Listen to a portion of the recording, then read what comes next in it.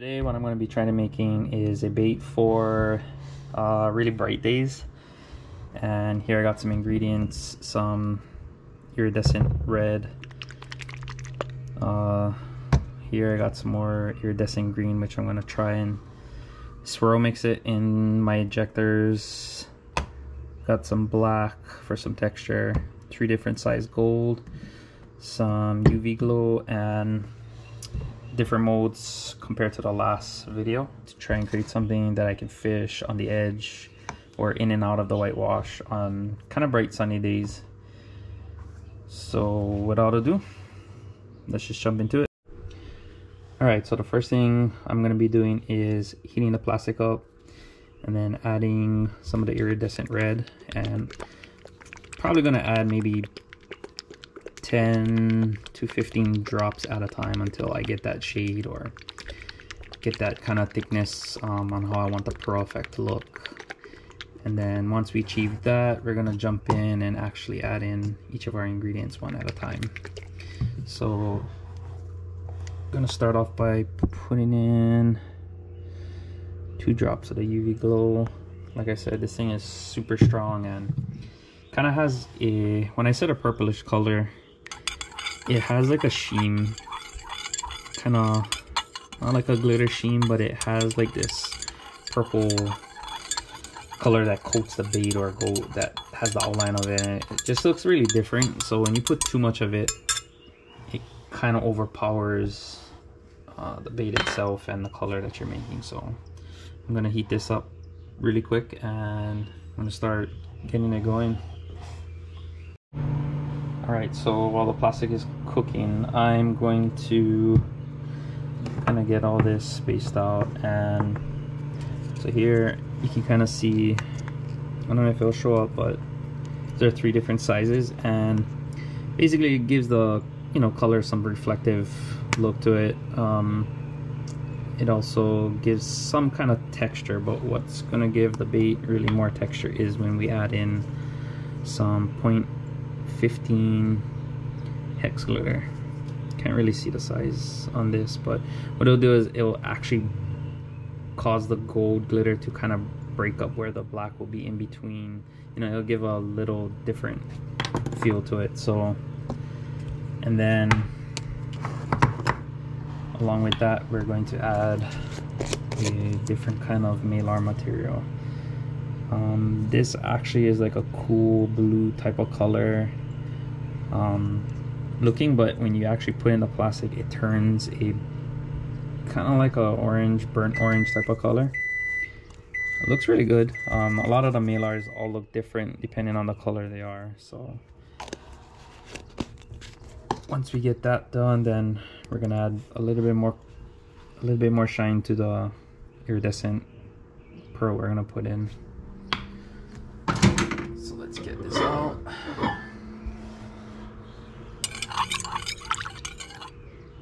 Just mix it up, make sure everything gets cooked evenly.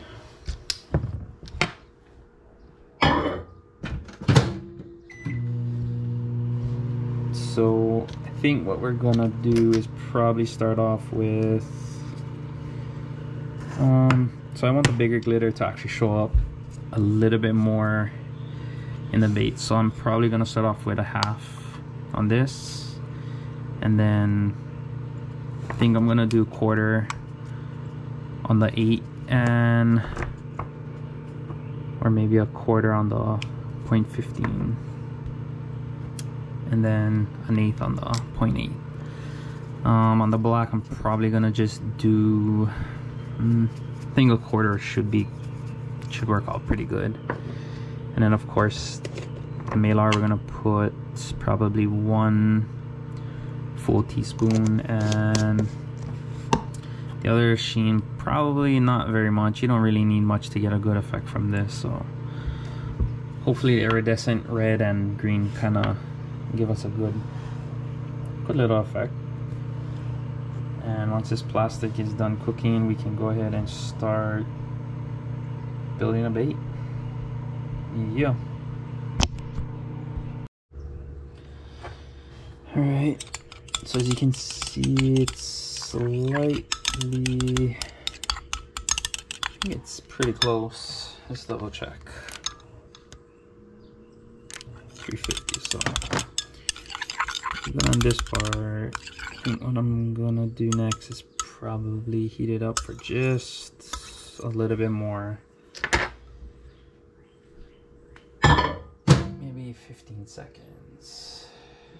And then we'll start putting in all the ingredients and then probably degas it really quick and start injecting to see what these baits look like.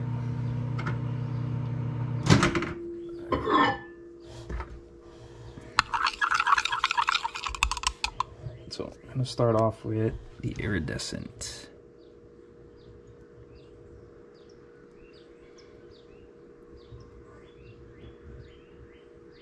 All right, let's see how this looks. You can kind of see has like a nice red color, but it also has that white pearl. So what we're gonna do is add a little bit more just to get it thick, but not too thick. As you can see, it's still see-through, but with the thickness of the bait, it'll get a little bit darker. So with that done, so next I'm gonna move on to just dumping a little bit of this in. You can see not very much.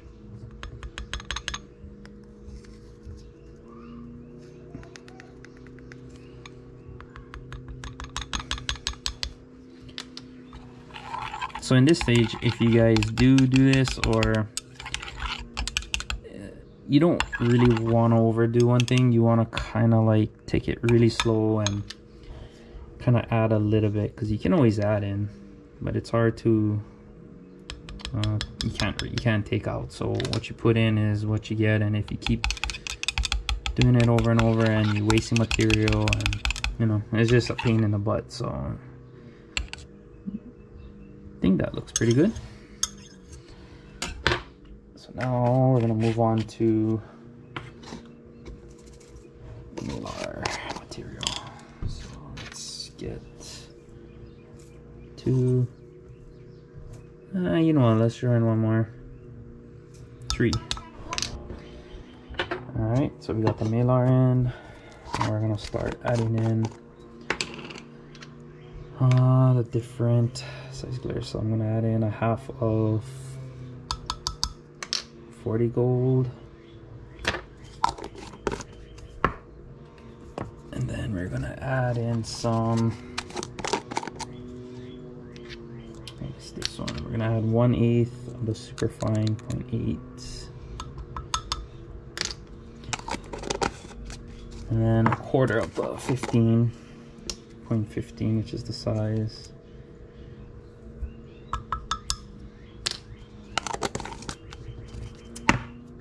And last but not least, this is what's going to give us a nice texture to it. So I think I'm just going to go 1/4 on this. You got a lot of light color things in here, and I just want to try and break it up much. Alright. Well, let's give it a whirl, see what it looks like.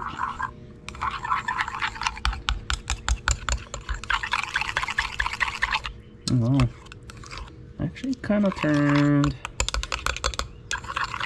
And this is kind of interesting too with this, is that this iridescent color has like a red sheen to it, so it has a very looks different. Just got it reheated, and check this real quick. A little bit hotter. I'll throw it in for 20 seconds, get it up a few more degrees, so that way the degassing part is a little bit easier. If the plastic is too cold when you do degas it, if you don't have a big enough pot, it's pretty much gonna spill over the pot, or you know, because it's trying to pull all the bubbles out, and you know, it does rise. So if you put too much in your cup, or you know, you just have too much. So like this, I keep it at halfway of the cup, so when I degas it, I got no problems. So be right back. getting this reheated, and then what I'm gonna do is probably add a little bit more of the Mylar flakes, because I hope I'm saying it right. Because these are a little bit finer cut versus the other one I had, which was bigger pieces. So I want to add a little bit more just to get that slight different color effect in it. So I'm probably gonna add 2 more. Alright, so sorry for the background noise, guys, but so let's go ahead and mix this, and yeah. Alright, so I'm gonna clear this bench really quick and get things set up. Alright, so plastic's ready, and here we go.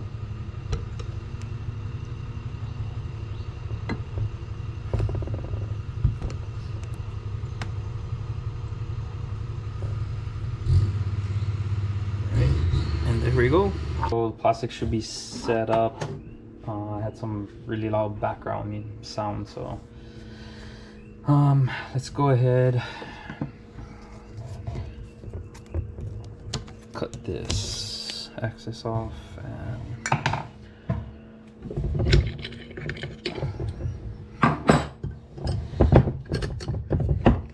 so keep in mind we were trying to get something that we can use in and out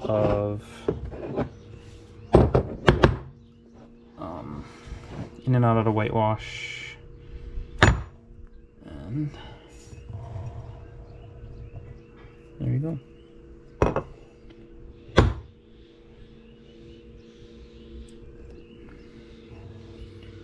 So I'm gonna take these 2 guys out, and then I'm gonna actually try and do a close-up for you guys. If not, I'll have a picture of what they look like now.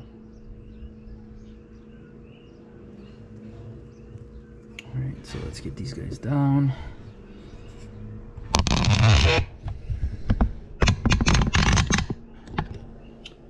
Alright, so just lighting.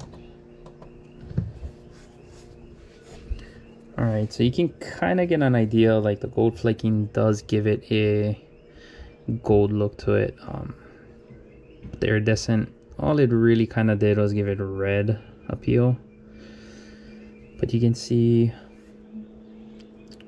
if you can kind of see it, maybe on this one you can see better, but the black on it actually kind of gives it some texture, some character, and you know, just some definition to the bait, where you can kind of give it a different color in the water, a different look. But yeah, I mean, pretty good shots. All of them came out good, no problems, no dimples, no short shots. Like sometimes the tail here will be coming out if your mold is too cold or if you don't apply enough pressure. But normally once you shoot the mold maybe 2 or 3 times consistent,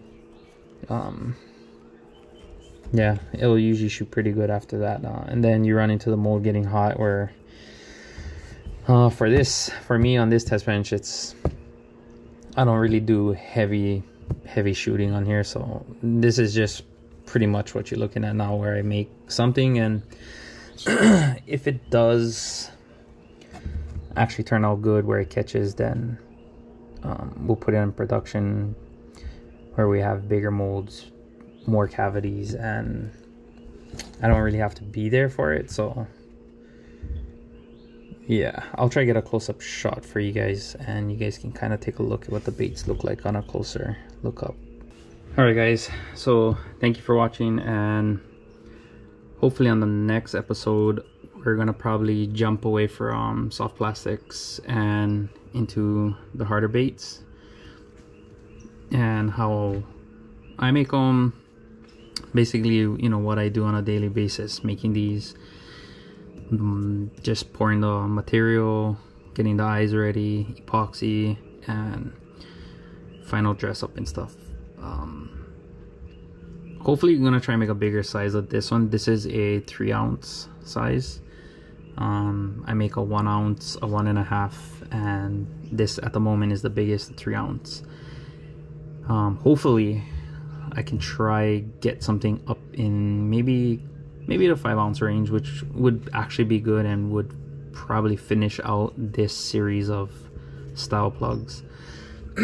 Also, I got my late downstairs that I'm gonna actually start doing some top water baits, and then when we get those going, hopefully can show you the molding process and just how extensively I go into testing the baits and the criteria they gotta pass in order for me to even consider putting it out to sell, or you know, anything in that matter, because you don't really want to just make something and throw it out and it works or it don't work. It's a hit or miss thing. I want to make sure I get all of the kinks and just go through trial and error, making sure that I cover all the bases on what the bait is being designed for, and making sure that it performs best to its ability for guys who use it. And